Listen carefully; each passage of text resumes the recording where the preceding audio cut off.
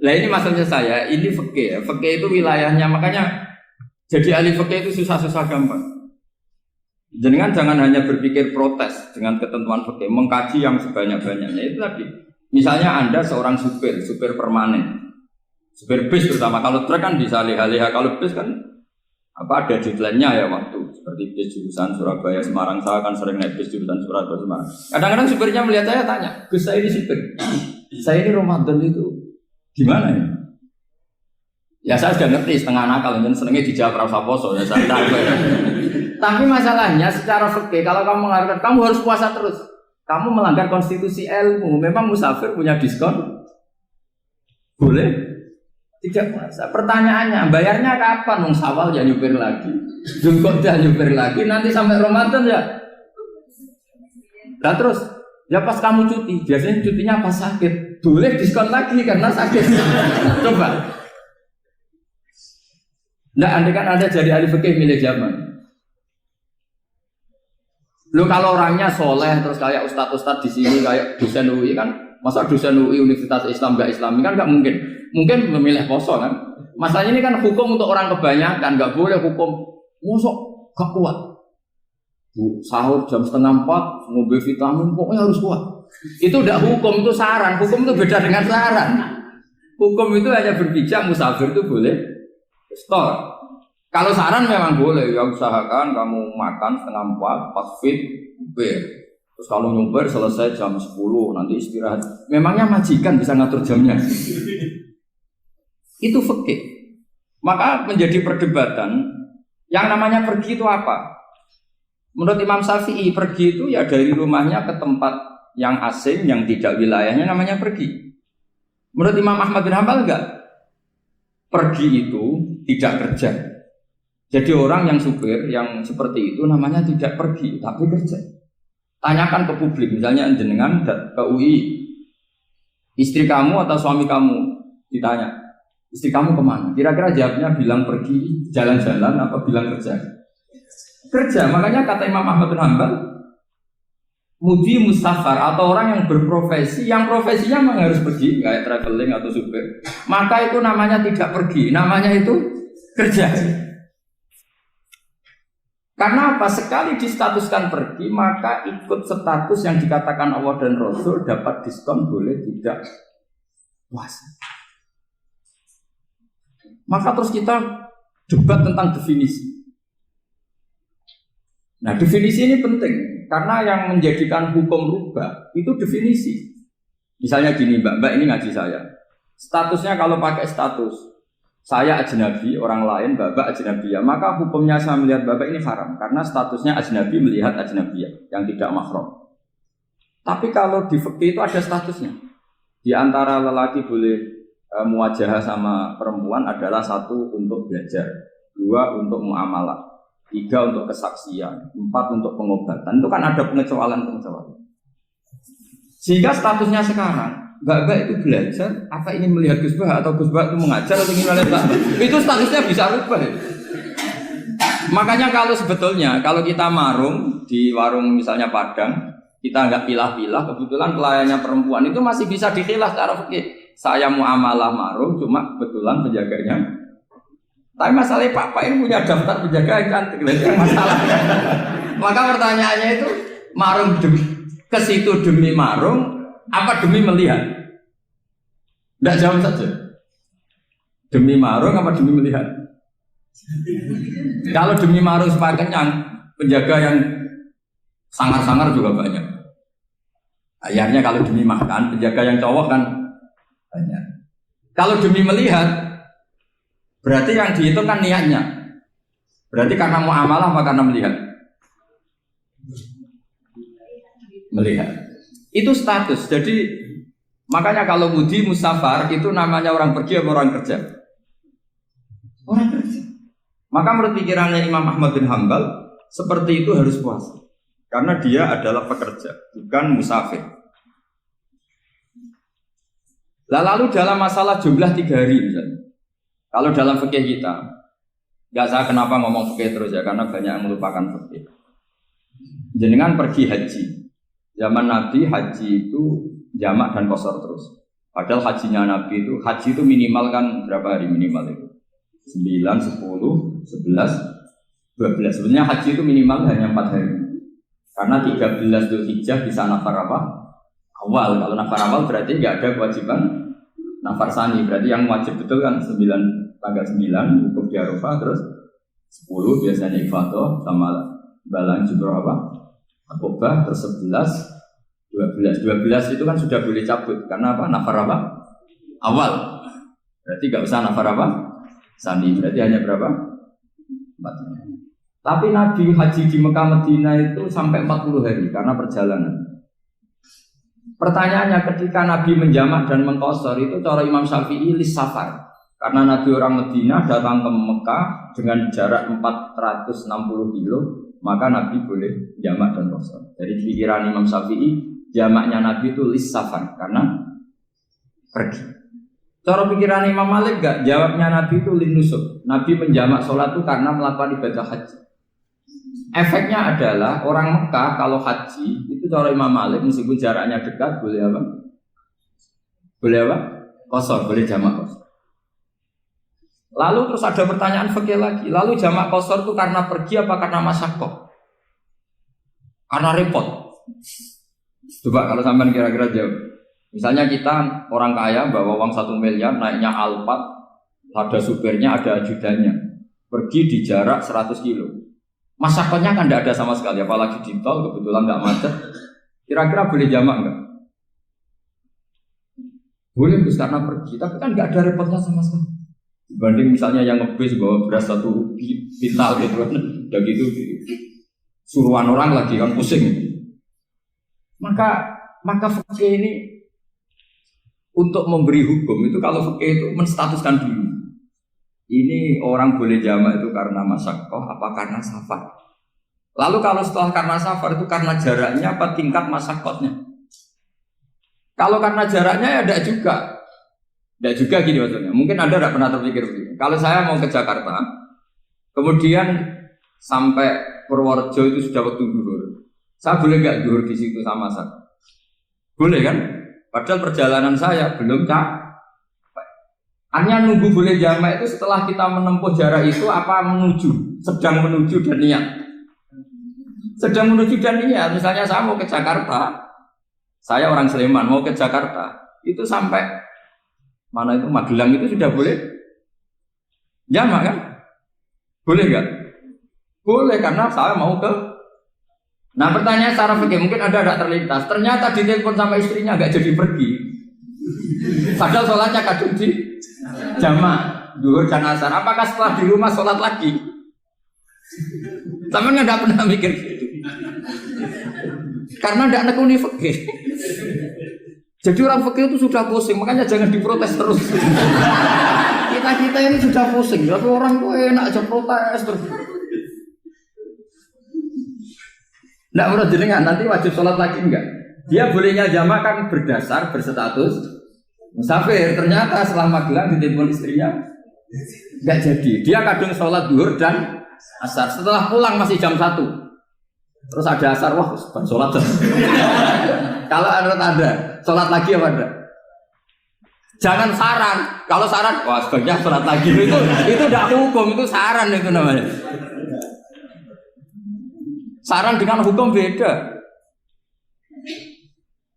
Sholat lagi beda. Loh, ketika ada jaga itu berdasar malas atau berdasar hukum? Apa?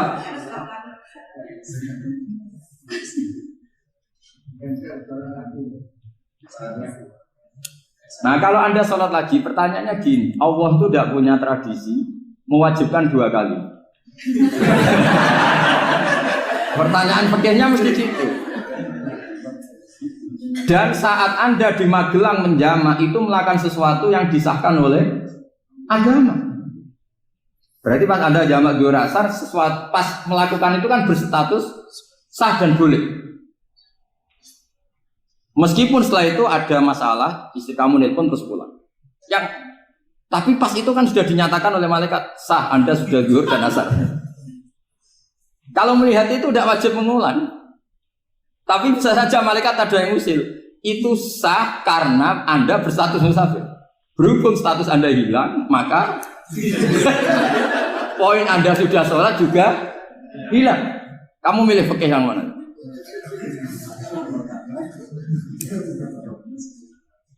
Jadi peneliti fikih itu beda dengan orang-orang yang mendengarin protes. Beda karena nengkuni. Nengkuni itu beda karena ada konsekuensinya. Makanya fikih itu sampai saya punya kitab fikih itu dikarang satu orang itu jumlahnya 20 jilid. Per jilid itu segini. Jadi satu meja ini dikarang satu orang. Itu mulai yang presisi, yang detail sampai yang khayal. Yang khayal juga ada. Yang khayal itu tadi beliau banyak menghayalkan diri. Suatu saat Anda datang ke Mekah itu hanya butuh waktu 20 menit. Zaman itu belum ada pesawat. Lalu boleh gak jamak? Boleh gak nakal? Nakal itu begini. Sampai orang kaya punya jet pribadi. Misalnya Anda Ronaldo masuk Islam, orang kaya. Itu bisa gak puasa? Karena begini. Misalnya dia contohnya orang Arab. Orang Arab, jangan orang. Nah, contohnya itu dibalik saja. Di sini itu kalau imsak jam berapa? Imsak Ramadan jam berapa? 3:30 aja biar aman ya. Kalau 3:30 kan masih imsak. Dia terbang ke Mekah. Jadi orang sini puasa jam 5 kan mulai puasa. Dia terbang ke Mekah kan masih malam. Akan terus dia. Mekah mau ada matahari terbang lagi ke barat. Karena dia menghindari berstatus puasa. Atau sebaliknya, dia orang Mekah jam 12 puasa. 12 siang puasa. Dia, wah kalau 6 jam lagi buka, bisa barangnya saya. Terbang ke Indonesia. Ke Indonesia terbang baru 1 jam, di sini sudah buka. Itu khayal. Jadi itu ada khayalnya. Itu lama dulu, sebelum ada pesawat sudah mengkhayal gitu. Bolehkah orang yang di Masyriq ke Maghrib demi itu? Kalau Anda jadi Raja Salman jam 1 kok sudah nggak kuat apa? Puasa itu diberi saran terbang ke Indonesia. Itu kalau pakai jet kan nggak sampai 9 jam, 1 jam ke Jakarta. Sudah ada wow akbar. Bukan. Boleh enggak? Lo mau kamu enggak bilang, oh enggak boleh. Wong di Jakarta sudah huruf samsi. Masa sudah matahari terbenam orangnya enggak boleh? Bukan. Leja. Apa? Kalau resikonya gini, sampean mungkin nggak mikir. Resikonya gini, kalau dia berstatus musafir, bolehnya buka karena musafir. Pertanyaannya dia wajib bayar. Kan musafir bolehnya kodok nanti harus bayar. Tapi kalau dia buka normal kan tidak harus bayar. Beda, efek-efeknya beda.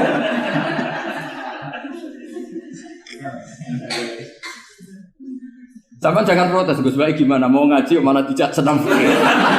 Ini kan ngajinya para dosen, para pegawai. Jadi harusnya itu jadi mufti, ngaji untuk jadi mufti. Bukan ngaji untuk mendengarkan. Jadi makanya saya mohon jangan sering protes sama ulama. Ulama sudah pusing. Karena efek-efek hukum itu tidak gampang. Kayak tadi misalnya, kalau dia boleh buka atas nama musafir, resikonya wajib bayar. Masalahnya Raja Salman ini mau enggak gitu. Dia inginnya. Maka pertanyaannya itu kitab yang milik saya tadi yang 20 jilid tadi. Ulama itu mulai dulu sudah membayangkan bagaimana kalau suatu saat ada satu kendaraan. Kenapa ulama bisa membayangkan itu? Karena ada buruk. Meskipun mereka enggak numpak buruk, hanya Rasulullah, tapi kan bisa membayangkan ada toyul waktu. Waktu itu bisa dilipat. Karena ulama dulu ahli astronomi, jadi bumi itu bulatnya gini, muternya gini. Berarti suatu saat ada satu ilmu di mana orang ngambil satu posisi terus melewati toyul waktu, ngalami lintasan waktu. Mulai dulu itu sudah dibicarakan. Pertanyaannya lalu status orang ini kayak apa? Misalnya tadi orang Mekah ingin cepat buka terbang ke Indonesia. Orang Indonesia menghindari imsak, misalnya 3:30, dia belum sahur. Wah kalau saya di Indonesia ini sifatnya sahur. Wah saya tak terbang ke Mekah. Enak kan terbang di Mekah ternyata masih jam 8. Wah bisa makan sepuasnya jam 8 malam, maksudnya jam 20. Pan enak sih. Bar wareg balik ning Indonesia wis jam 1 siang. Jam 1 siang kalau ingin cepat buka terbang ke timur.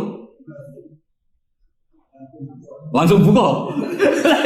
Berarti dia kira-kira puasa aja 3 jam.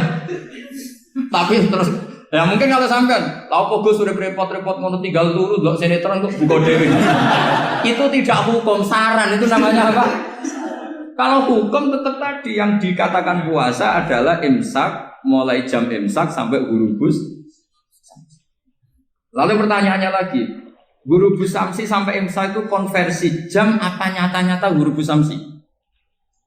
Kalau yang diliwati khatul istiwa itu nyata, fi'lan. Kalau dalam bahasa Arab fi'lan awaqi'iyah. Tapi kalau Anda orang kutub, saya sering kirim-kiriman surat sama mufti-mufti yang ada di Timur Tengah, di Eropa, konsultasi maksudnya. Orang kutub itu kan tidak ada matahari, tidak ada apa-apa. Jika kalau Anda baca kitab di kutub, mesti Gus Bak ajaran pembohong. Misalnya orang kutub ngaji saya, kamu harus subuh sebelum matahari terbit. Sekali matahari terbit, waktunya hilang. Duhur setelah matahari agak ke barat. Asar kalau matahari terbenam, hilang waktunya. Mestinya mereka mesti bilang, mataharinya di mana? Maka pertanyaannya, boleh gak mengkonversi waktu untuk orang kutub? Jadi misalnya pola umum subuh jam 4:30. Berarti antara subuh dan qadha itu 1,5 jam. Subuh sama zuhur polanya berapa berarti? Kalau 4:30 sampai jam 12 itu 6 sama 7,5. Berarti ya kira-kira habis subuh nunggu 7,5 jam baru zuhur, nunggu 3 jam baru asar, nunggu 3 jam baru maghrib. Berarti waktu puasa kira-kira antara jam 4 sampai jam 6. Berarti berapa jam itu? 12 sama 2 14. Oke, berarti orang kutub harus puasa 14 jam. Tidak bergantung waktu mata. Tapi ada lagi pertanyaan lucunya gini. Lalu 14 jam Gus itu dimulai dari mana? Apa asal 14 jam? Apa harus ada konsensus setarnya? Masih ada PR lagi. Menurut kamu gimana? Ada konsensus setarnya dimulai jam 4 dini hari. Apa asal jumlahnya? Imsak 14. Mikir lagi kan? Itu di Denmark itu ada satu musim di mana siang terus sampai sekian bulan. Siang terus sampai orang sana itu capek. Kenapa ada siang terus? Logikanya kan tadi bumi itu saya juga belajar falak, belajar astronomi. Kalau tepaan kamu di sisi yang barat agak utara atau agak selatan, matahari ini nyentron terus. Sehingga bumi molak-malik ya kamu kesentron terus karena kita ini kan tepaan di katulis istiwa, di khotul istiwa. Sebenarnya khotul istiwa itu bahasa Arab dari kata khotul istiwa. Khotun itu garis, istiwa itu tengah. Lah, Islam itu oleh Allah memang dipilih di tempat paling top yaitu Mekah. Mekah Ka'bah itu surratul ardi. Jadi sebelum ditemukan ilmu astronomi itu Nabi sudah ngendikan Al-Ka'bah surratul ardi. Ka'bah itu pusarnya bumi. Sehingga di Ka'bah itu satu-satunya area yang terbebas dari medan magnetis. Karena dari utara dan selatan benar-benar di tengah. Maka potensi jam paling akurat di dunia itu hanya jam yang di Mekah itu. Karena apapun akuratnya teknologi di Amerika atau Jerman, karena jam itu dari logam tetap ketarik medan apa? Magnetis, entah berapa 00, tetap kena. Misalnya jam di Jerman, lebih dekat mana kalau Jerman? Mesti ketarik medan magnetis, entah berapa kadarnya. Karena materi jam dari logam. Sementara di Mekah karena di tengah itu terbebas dari medan apa? Nah, sehingga yang segaris dengan Mekah kayak Indonesia itu semuanya khotul istiwa. Nah kalau khotul istiwa normal itu artinya ya 12 siang secara umum ya 12. Sehingga ulama Indonesia kalau ngaji itu lebih gampang, lebih tidak dianggap bohong. Karena ya ada terbitnya matahari, ada zawalus syamsi, ada hurubus syamsi. Coba kalau kitab itu Anda baca di kutub utara sama kutub selatan, murid kamu bingung semua. Ini gimana Ustadz, tidak ada matahari kok semuanya diukur pakai matahari. Lalu pertanyaannya dikonversi kan? Pertanyaannya kalau dikonversi pakai apa? Asal 14 jam, apa harus sepakat dimulai jam berapa? Milih mana? Milih sepakat. Pertanyaannya kalau sepakat, ukurannya siapa yang jadi ahlul halli wal aqd?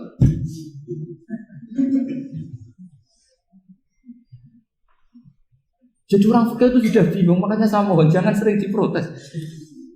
Saya pernah ketemu ulama, saya kan sering ikut komunitas di New York, itu andekan dibur, itu pas persis Ka'bah. Di buminya itu kalau dibur itu pas persis Ka'bah. Lalu pertanyaannya, ada kiblat tidak di sana? Ya bumi kan gini ya. Kalau dalam bahasa falak itu ada rubuk namanya. Rubuk itu bumi yang sewaktu itu hanya yang seperempat. Ya bumi yang sewaktu itu hanya seperempat. Jadi kita sekarang siang, berarti yang baru siang hanya seperempat bumi. Nanti yang malam ya hanya seperempat bumi. Ya misalnya sekarang kita di sini siang, di Arab Saudi kan belum, ini masih 5:30. Ini sekarang di Arab Saudi baru. Lah itu ada daerah di mana dengan Ka'bah itu pas atas sama bawah. Harusnya kan bebas arah. Apa? Bebas arah. Lalu orang sana sholatnya itu menghadap kemana? Pernah ulama New York itu minta fatwa ke Rabitatul Alam Al-Islami. Lalu kita harus menghadap kemana? Makanya dalam dunia anekdot ulama itu ada anekdot Abu Nawas itu orang yang nggak pernah kalah debat. Dia itu terkenal nggak pernah kalah debat. Tapi dia ada ilmuwan. Dia punya tetangga ilmuwan, punya pengaruh besar. Semua orang ngaji ke ilmuwan itu. Mantelnya bukan main, karena dia ahli falak, ahli astronomi. Mau nandingi dia tidak bisa, nggak nandingi itu reputasinya jatuh. Orang itu berteori kalau bumi itu bulat-bulat. Kalau kamu jalan ke sini, maka akan ke titik yang suatu saat si profesor ini kemalingan, terus minta tolong Abu Nawas rumah saya kemalingan. Terus lari kemana malingnya? Ke timur. Setelah ke timur, larinya ke timur. Abu Nawas lari ke barat. Terus ditanya, sudah tak bilangin malingnya lari ke timur, kok kamu lari ke barat? Nanti ketemu di titik yang sama. Sebenarnya itu profesornya mangkel. Oh kamu nyindir loh. Artinya Abu Nawas gak terima. Teori Anda itu gak bisa. Secara keilmuan benar, tapi secara faktual gak boleh. Berarti kalau ada orang ngejar istrinya lari ke timur, dia harus tetap ke barat. Nanti ketemu di titik yang sama. Jadi malingnya lari ke timur, Abu Nawas ngejar ke barat. Ketika ditanya profesornya, saya bilangin malingnya lari ke timur, kenapa ada ke barat? Kata Anda nanti ketemu di titik yang sama, karena bumi bulat-bulat. Nah pertanyaannya gini, lalu kalau yang segaris itu ada arah enggak? Kayak New York tadi. Menurut kamu tetap berkiblat apa enggak usah? Loh kalau yang rubuk jelas. Loh gitu, kalau rubuk begini loh, misalnya begini, terus kamu di sini sama sini kan masih ada arah. Tapi kalau sini sama sini masih butuh kiblat enggak? Lalu sama enggak usah protes, orang fikih sudah pusing, enggak usah diprotes. Karena yang dipikir itu macam-macam. Nah ya makanya ini mengkaji ya, saya mohon ya kayak tadi ini mengkaji, saya mohon saya cukupkan sekian. Sementing apa ya kita ada respeknya lah sama ulama. Jadi ulama itu susah, mikirnya susah, harus tanggung jawab di depan Allah, di dunia diprotes terus. Ya saya kira demikian. Assalamualaikum warahmatullahi wabarakatuh.